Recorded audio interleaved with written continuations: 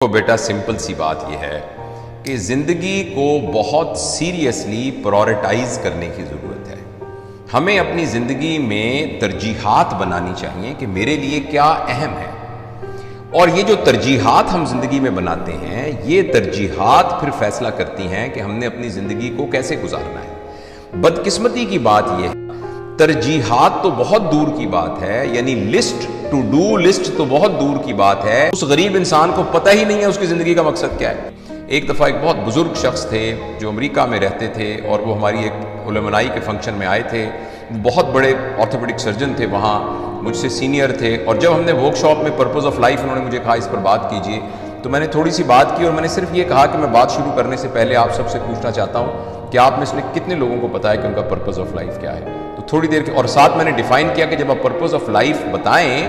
تو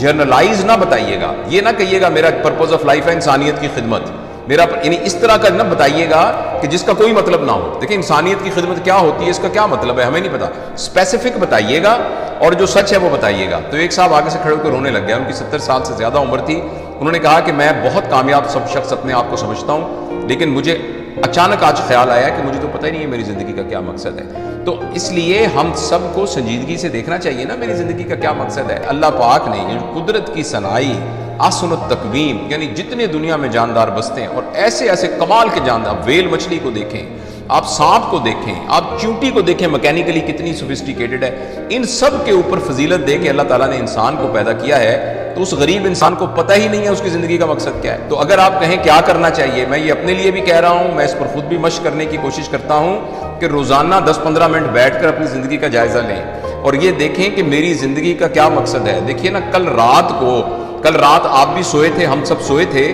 تو ہم صبح اٹھ گئے، لیکن دنیا کے اندر پتہ نہیں ہزاروں لوگ ایسے ہیں کہ رات کو سوئے تھے تو صبح نہیں اٹھے تھے۔ وہ جو صبح نہیں اٹھے تھے ان کے رشتہ داروں نے اگلے دن ان کو دفنا دیا تھا، اس میں میں اور آپ بھی ہو سکتے ہیں، لیکن میں اور آپ نہیں ہیں۔ تو ہمیں جو ایک دن ایکسٹرا ملا ہے، اس دن کا کیا پرپس ہے؟